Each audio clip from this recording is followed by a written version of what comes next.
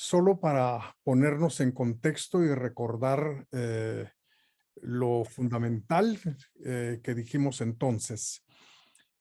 Para empezar, falacia no es sinónimo de falso ni de mentira. Falacia es un tipo de razonamiento que es inválido, que es incorrecto, porque la conclusión que se quiere imponer o que sea aceptada no da razones de carácter lógico, sino que se apela más bien a factores psicológicos, emocionales o a ciertas trampas, como se les denomina, que el lenguaje puede en algún momento presentar. Entonces, empezamos con las falacias de atingencia o de atinencia, que son falacias en las cuales la relación entre las premisas y la conclusión, pues no existe. Hay una relación, sí, pero de carácter emocional, de carácter psicológico. Mencionamos tres de las falacias más populares y más conocidas, empezando con la llamada falacia ad hominem o en contra de la persona. Decíamos que se trata, digamos, a veces de insultos, a veces incluso calumnias, pero no se dice nada del argumento, sino que se ataca más bien a quien está argumentando. Mencionamos también la falacia ad ignorantiam o de ignorancia, que se fundamenta en la idea de que lo que ignoramos es la base y el fundamento para la conclusión que se está proponiendo, tanto en el sentido de falsedad como en el sentido de verdad. Si algo ignoramos que es verdadero, entonces suponemos que es falso. Y al revés. Si ignoramos que algo es falso, entonces damos por sentado que es verdadero. Bueno, y finalmente hablamos de la falacia ad misericordiam, que es una apelación, un llamado a la piedad, a la compasión, pero no, otra vez, no se dan razones en favor de la conclusión, sino que se quiere tocar los sentimientos más nobles, digamos, del interlocutor, suponiendo que no aceptar la conclusión, pues lo va a hacer ver como una mala persona, como alguien de malos sentimientos, como alguien, pura lata, como decimos, común y corrientemente. Bueno, vamos a continuar en esa misma línea entonces con las falacias no formales de atingencia y vamos a comenzar el día de hoy con el llamado argumentum ad populum. Este es un llamado, un recurso, digamos, al pueblo, a la masa o a la popularidad. Esa es la idea fundamental. Y es un tipo, digamos, de argumento preferido, digamos, de parte de los políticos, por ejemplo.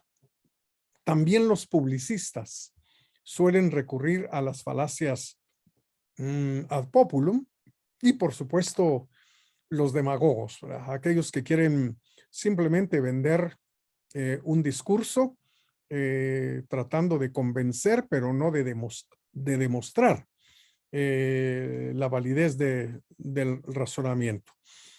Por ejemplo, se puede justificar, digamos, o se pretende justificar la bondad de un producto simple y sencillamente porque se supone que lo usa mucha gente, ¿verdad?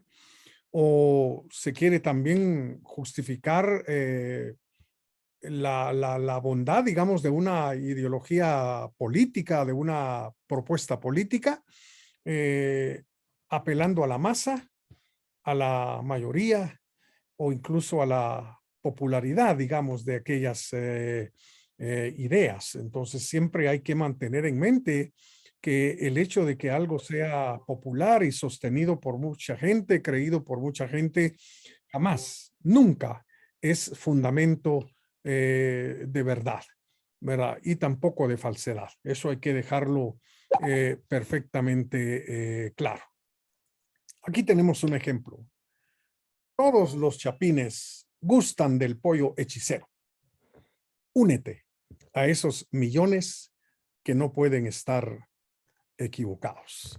Entonces, vemos realmente que para poder promover, digamos, la venta de este producto, pues se recurre al hecho de que muchos chapines lo prefieren, lo compran, lo consumen. E incluso hay un llamamiento aquí a unirse precisamente a esa gran masa de consumidores del producto, dado que por ser tantos no pueden estar equivocados. Ahora, para poder vender realmente el producto debería recurrirse, digamos, a otro tipo de argumentos, sino apelar a la popularidad y a la masa que consume, ¿verdad? Se tendría que hablar, digamos, de su calidad, se podría hablar, qué sé yo, de la manera como se cocina, del sabor, en fin, de tantas cosas, digamos, que podrían traerse a colación, pero no. Se prefiere caer entonces en la falacia ad populum, el recurrir al pueblo, el recurrir a la masa y a la popularidad, ¿verdad? Aquí tenemos otro ejemplo. La tesis sobre la creación del mundo no puede ser rechazada, dado que miles de generaciones la han creído y no podemos contravenir nuestras tradiciones, ¿verdad? Entonces, aquí de nuevo se está apelando a el hecho de que muchas generaciones han creído la tesis sobre que el mundo fue creado, ¿verdad? En lugar de recurrir pues a argumentos que demuestren efectivamente que el mundo no surgió de la nada, sino que es la creación de un ser superior, pero realmente nada de eso se emplea, nada de eso se utiliza, sino más bien el llamado a que muchas generaciones han creído en esa idea. Bueno, aquí hay un anuncio de hace muchísimo tiempo, ¿verdad? Que decía, no pasa un minuto sin que usted vea un Volkswagen, ¿verdad? Valga la propaganda. Se supone pues que el hecho de que uno vea tantos de esos automóviles de esa marca, pues significa que son bastante populares y ese realmente es el argumento que se está utilizando. ¿Verdad? No se dice nada, digamos, de su fabricación, de los materiales con que está hecho, de la eficiencia del motor, en fin, nada de eso. Simple y sencillamente porque es popular, entonces debe ser algo bueno, ¿verdad? Algo aceptable. Bien, otro ejemplo acá de la falacia ad populum. Según encuestas, nuestra propuesta de proveer vivienda gratis a quienes no tienen casa es vista con buenos ojos por el 98% de los ciudadanos. Entonces, este discurso definitivamente está apelando a la cantidad de personas que ven muy bien, digamos, la propuesta que se está haciendo, pero no se dice absolutamente nada de los recursos necesarios para poder financiar la construcción, digamos, de esas viviendas. No se menciona nada del presupuesto, no se menciona nada de dónde van a salir realmente aquellos recursos, si hay disponibilidad, digamos, de los mismos para llevar a cabo ese proyecto. Entonces, se convierte, por lo tanto, en una verdadera falacia ad populum. Bueno, pasemos a continuación a considerar otra de las falacias entre las más populares, el argumentum ad verecundiam.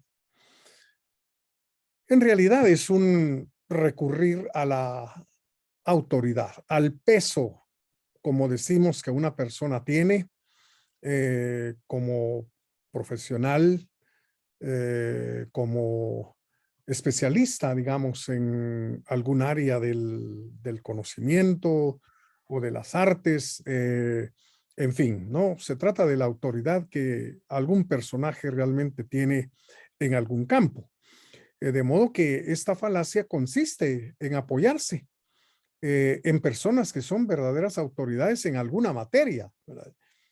Para dar por verdadero un juicio o para que una conclusión sea aceptada, ¿verdad? Esto también tiene una importancia a nivel psicológico por el respeto que regularmente tenemos por las personas que son autoridades en su campo, ¿verdad? Es decir, uno admira definitivamente a don Albert Einstein, a Newton, a Galileo, a Aristóteles, bueno, respetos por esos gigantes del conocimiento y de la ciencia. Y entonces se supone que el respeto que tenemos, digamos, por esas autoridades va a ser suficiente para que aceptemos alguna conclusión, algún juicio, ¿no? Ahora bien, el empleo que se hace, digamos, el recurso que se hace a la autoridad puede ser en su propio terreno profesional, ¿verdad? O en un ámbito completamente ajeno a su especialidad.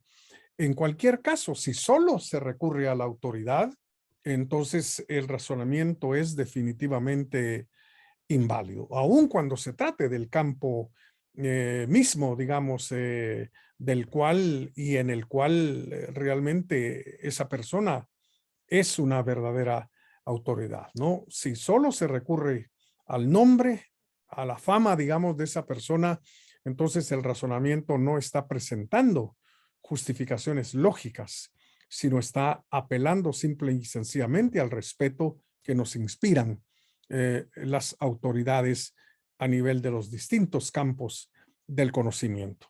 Aquí tenemos un par de ejemplos. Albert Einstein es el creador de la teoría de la relatividad y es reconocido como uno de los sabios más sobresalientes de nuestra historia. Su propuesta de un organismo político internacional que promueva la paz mundial debe ser aceptada. La idea, por supuesto, es la de crear ese organismo a nivel internacional que garantice la paz entre las naciones.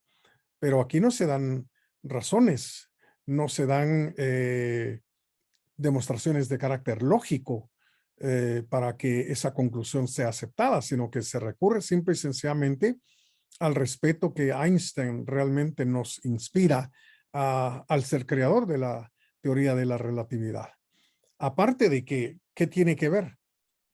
El que él haya propuesto esa importantísima teoría con la idea de un organismo político internacional, pues aunque él lo haya propuesto, ¿verdad? Es decir, el hecho de que él lo haya propuesto no es argumento suficiente para aceptar como verdadero, digamos, este juicio, esta conclusión. Ahí está entonces la falacia ad verecundium.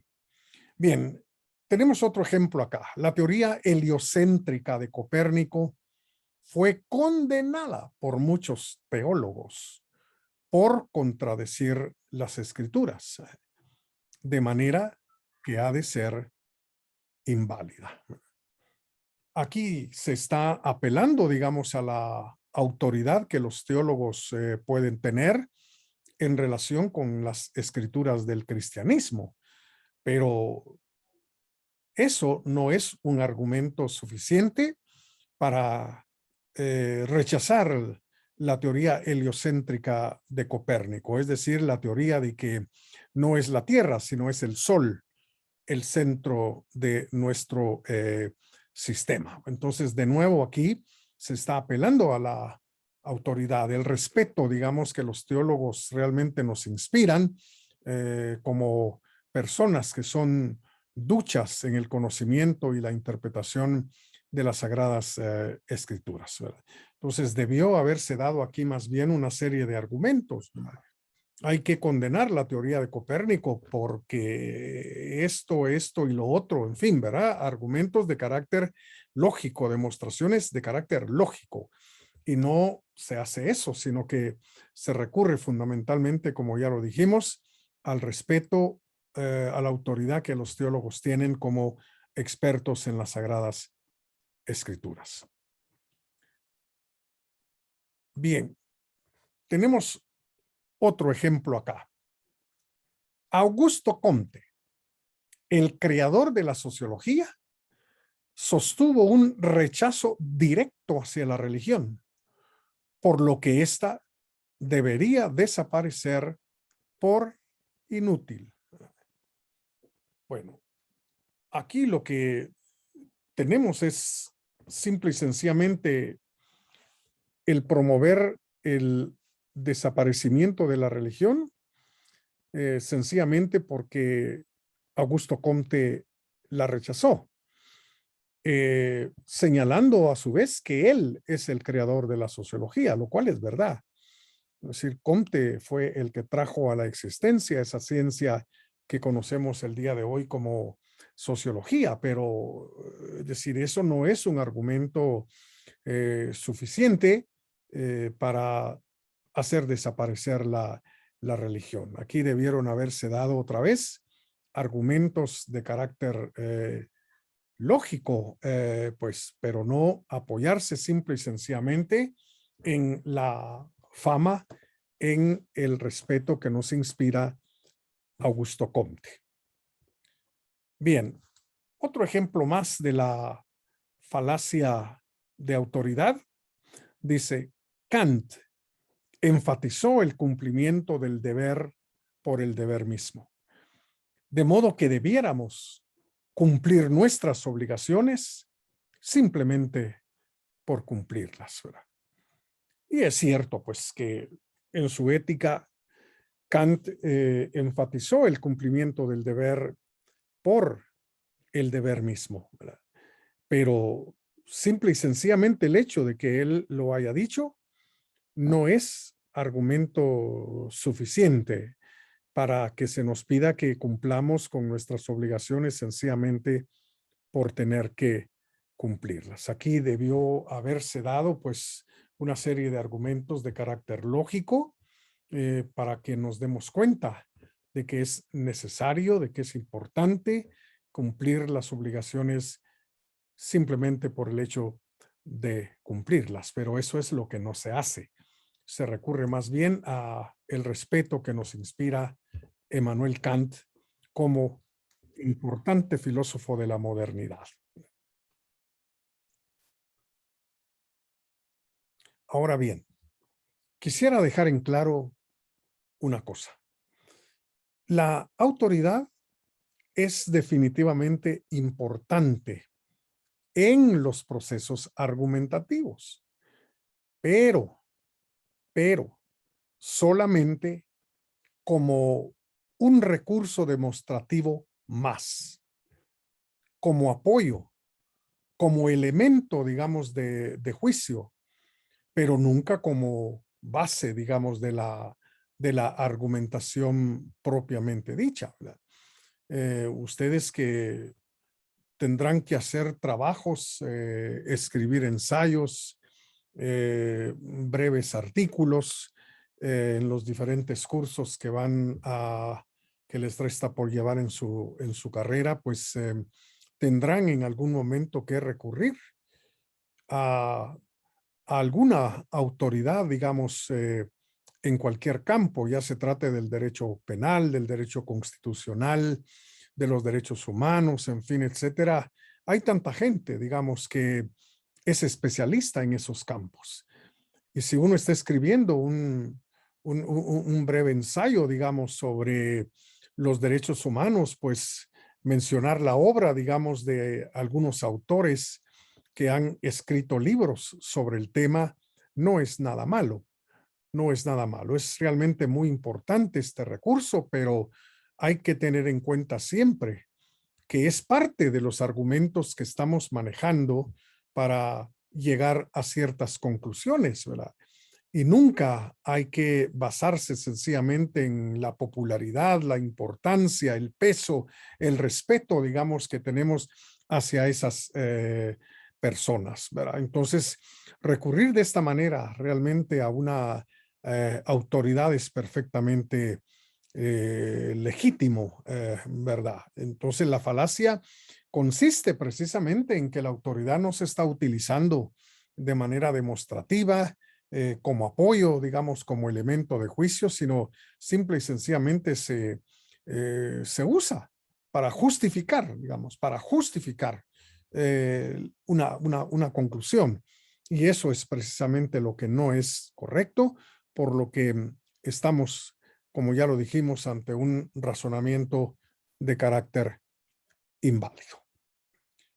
Bien, veamos a continuación el llamado argumentum ad baculum.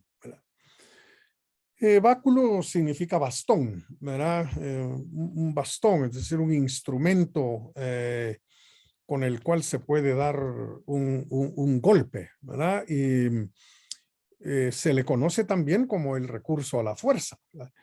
Aquí se apela realmente a la fuerza, ¿no? A la violencia incluso, para imponer un argumento, para imponer una conclusión, un juicio, ¿verdad? Entonces, este argumento del bastón implica una amenaza, ya sea de manera directa, de manera clara, decidida o de manera velada, para que una proposición, para que un juicio o una conclusión se acepte, ¿verdad? Regularmente esto ocurre cuando se han agotado ya las razones, cuando ya no hay más argumentos, se encuentra uno totalmente acorralado porque lo han dejado realmente sin mayores recursos lógicos, o cuando ya no se tienen argumentos de ninguna naturaleza para refutar una propuesta determinada. Entonces se suele recurrir, digamos, a la amenaza, ya sea directa o velada. Veamos los siguientes ejemplos. Esto ocurre mucho a nivel de la política. Si el señor ministro no promueve el incremento salarial que pedimos, sí, pedimos, no es perdimos.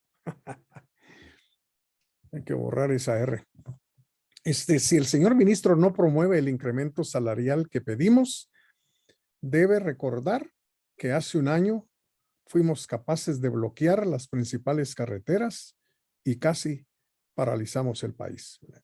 Bueno, creo que está muy clara aquí la amenaza que se le está haciendo, en este caso, a un ministro de Estado para que proceda al incremento salarial que se está solicitando. No hay aquí razones, no hay argumentación de carácter lógico. Aquí se debió haber presentado pues toda una serie de pruebas de carácter lógico, ¿no? Digamos que el salario ya no alcanza, que la relación con la canasta básica pues definitivamente demuestra que ya no se puede vivir con ese salario, y sobre todo demostrar que hay recursos, que hay presupuesto suficiente para poder proceder a ese aumento salarial. Pero aquí se ha llegado hasta el último punto, de tal manera que ya no hay más que emplear la amenaza de tomar calles y carreteras y de paralizar entonces prácticamente el país entero para imponer lo que se está solicitando. Aquí hay otro ejemplo. La tesis de Charles Darwin sobre la evolución de la vida ha de rechazarse en virtud de que teólogos y religiosos están dispuestos a quemar sus libros públicamente. Entonces, de nuevo, aquí tenemos una amenaza también, el recurso, digamos, a la violencia para promover el rechazo a la teoría de la evolución, ¿verdad? Lamentablemente esto ha ocurrido muchas veces en el pasado de la humanidad, ¿verdad? Cuando se quemaron libros que se consideraban prohibidos, libros que contenían ideas que no eran pues del agrado de alguien y entonces pues se procedió a quemar la obra del autor en forma pública, ¿no? Entonces, eso es lo que se está haciendo aquí en este ejemplo. Contrariamente, debió haberse proveído pues de toda una serie de razones, de demostraciones lógicas, demostrando, digamos, que la teoría de la evolución de Darwin no es verdadera, que contiene gravísimos errores, pero no recurrir pues a la amenaza de quemar su obra. Aquí tenemos otro ejemplo de la apelación a la fuerza. Señor diputado, la medida propuesta que busca gravar las importaciones no goza de simpatía entre nuestros agremiados. En total sumamos unos 200,000 que como votantes tenemos un peso considerable y en las próximas elecciones su partido podría resultar perjudicado. Entonces, de nuevo, hay una amenaza aquí, ¿verdad? No vamos a votar por ustedes. Vamos a hacer que pierdan las elecciones si usted continúa con la idea de gravar las importaciones, ¿no? De modo que en vez de presentar recursos, digamos, de carácter financiero, de carácter económico, en fin, de beneficio, digamos, para la sociedad en general, en vez de todo eso, pues más bien se recurre a la amenaza aquí hasta cierto punto muy clara y muy directa. Bueno, ya vamos a concluir con esto. Nos hacen falta dos, esta falacia y la próxima. Y con ello vamos a concluir con las falacias de atinencia o de atingencia. Esta recibe el nombre de falsa causa. La falacia de falsa causa. En este argumento falaz, ocurre que se relacionan hechos sin haber una auténtica relación causal entre ellos. Si recordemos que la ley de la causalidad es una ley muy importante, rige los fenómenos del universo y ha contribuido a explicar y a aclarar mucho de lo que ocurre en el mundo en el cual vivimos. Pero en esta falacia no hay realmente una verdadera conexión causal, no hay una auténtica relación entre lo que se supone que es la causa y el efecto, y por ello es que se le da el nombre de falsa causa, ¿verdad? Entonces la falacia se provoca simplemente porque un hecho es anterior al otro, ¿verdad? O aparecen de manera simultánea los dos acontecimientos y entonces uno corre a establecer relación entre ellos cuando lo más probable es que esa relación no exista, ¿verdad? Es simple y sencillamente una mera suposición, simple y sencillamente una ligereza, podríamos decir, sin mayor análisis, sin mayor profundización, se da por hecho que hay una relación entre lo que ocurrió antes y lo que ocurrió después, o entre estos dos hechos que aparecieron de manera simultánea. Entonces, hay que dejar en claro que esta clase de falacia es bastante común, sobre todo en las prácticas populares, en las creencias populares, en las supersticiones también. Entonces, es en esos terrenos donde generalmente se recurre a la falacia de la falsa causa. Aquí tenemos algunos ejemplos de falsa causa. El número de pastores evangélicos ha ido aumentando en los últimos años. Al mismo tiempo, las estadísticas demuestran que se ha dado un incremento de los embarazos en adolescentes. Esto no puede ser casualidad.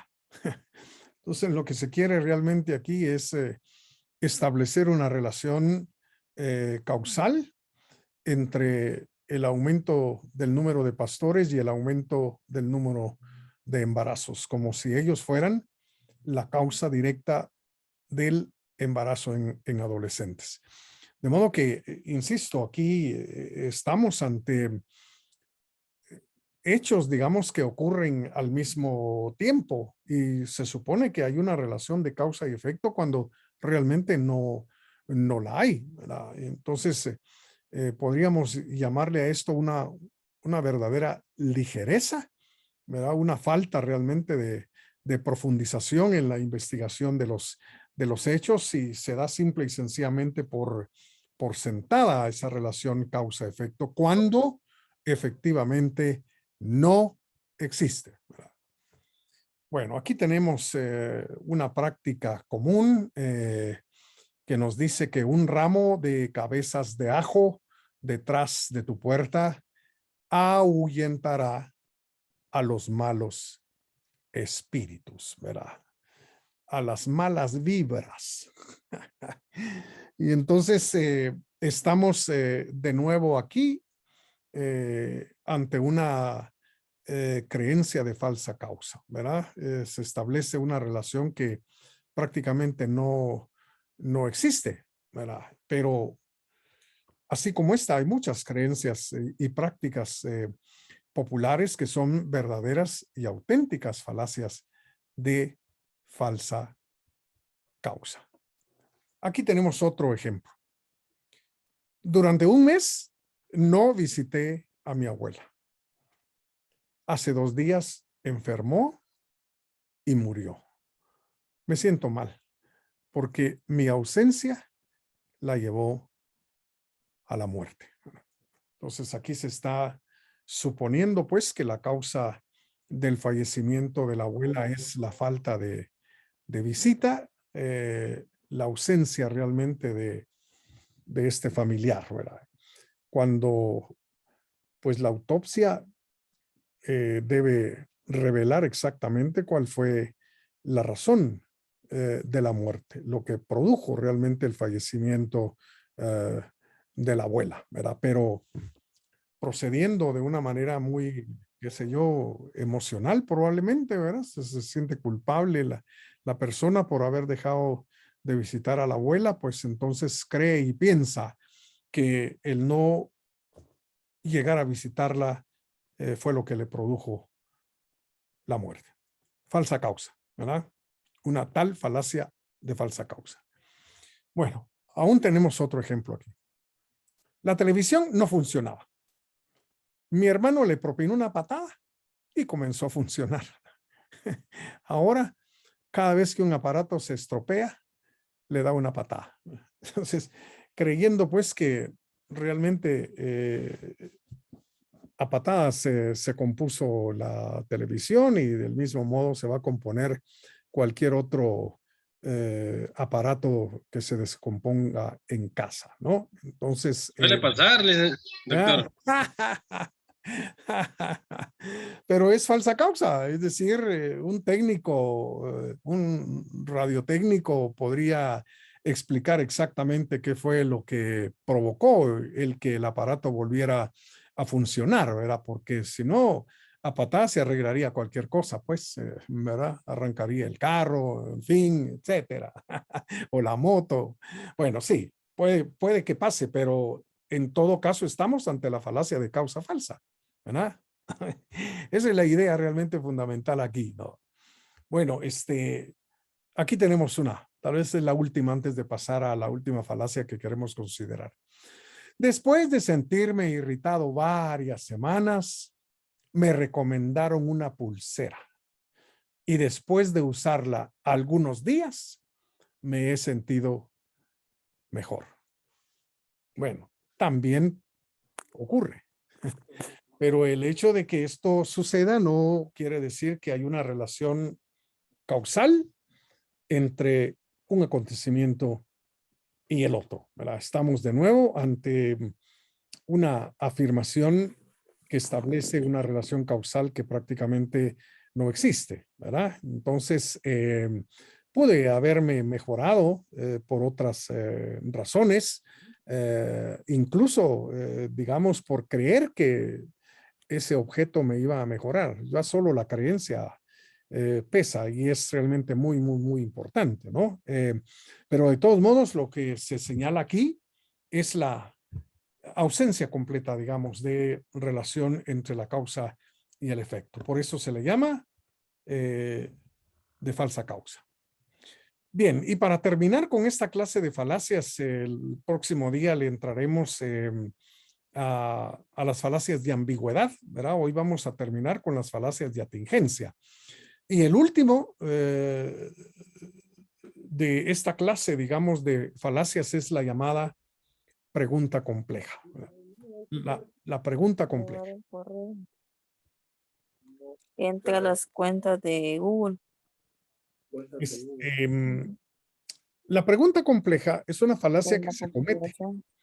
al formular una pregunta que esconde otra que no se ha hecho. ¿Ah? O se formulan, alguien tiene su micrófono abierto ahí, por favor. No es ese que puso ahí, pues. Perdón. No, eso es con su micrófono. Otro. ¿Qué otro?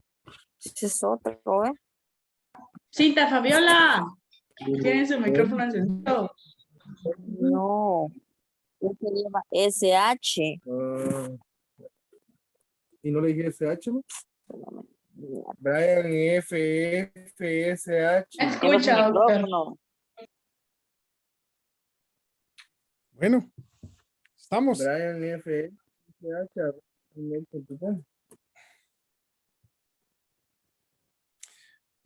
Decía pues que la falacia de pregunta compleja se comete al formular una pregunta que esconde otra que no se ha hecho.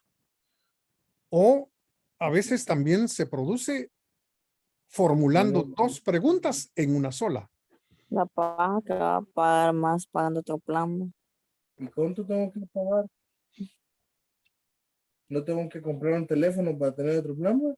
Doctor, usted no los puede silenciar. Es que me tengo que salir de la presentación y esto. Cintia Fabiola, ¿me escucha? Está interrumpiendo la clase. Bueno, gracias. Bueno, Perdón, se activó. vuelvo a repetir que la pregunta compleja se comete cuando formulamos una pregunta que esconde otra pregunta que no se ha hecho. O cuando se formulan dos preguntas en una sola que no se pueden responder con un sí y con un no. Por eso se llama pregunta compleja. Dicho de otro modo, no estamos aquí ante una simple pregunta, por lo que un sí o un no como respuesta conduce realmente a una trampa. Resulta uno entrampado al intentar responder, digamos, cualquiera de las dos preguntas o esa pregunta que encierra otra que no se ha formulado. Este proceder es bastante común a nivel de las investigaciones criminales, ¿verdad? Es decir, regularmente a los encartados, a los capturados, se les somete a ciertos interrogatorios donde la pregunta compleja juega definitivamente un papel muy, muy, muy importante para obtener pues información que de otro modo tal vez no se hubiera obtenido, ¿verdad? Aquí tenemos algunos ejemplos de pregunta compleja. ¿Continúa usted sacando información secreta de la compañía? Aquí hay una pregunta que no se ha formulado, ¿verdad? ¿Ha sacado usted información secreta de la compañía? Esa es la pregunta que no se ha hecho. porque esta pregunta que sí se está haciendo, se supone que enfatiza que hay continuación en el acto de sacar información secreta de la compañía, ¿verdad? Entonces, hay una trampa aquí, ¿verdad? En esta pregunta. Bueno, aquí hay otro ejemplo. ¿Todavía golpea usted a su esposa? De nuevo, aquí estamos suponiendo primero que el fulano tiene esposa, que la ha golpeado, y entonces se trata realmente de obtener una respuesta a preguntas que no se han formulado, ¿sí? Que se encuentran implícitas en esta interrogante. O la pregunta que se le hace al acusado. ¿Dónde escondió usted el cadáver? Y a veces la pregunta se hace cuando aún no se ha demostrado que el acusado es el asesino, ¿verdad? Entonces, a ver si cae realmente al responder esta pregunta compleja, estaría respondiendo otra que no se ha formulado, y es el hecho de haber matado precisamente a la víctima, ¿no?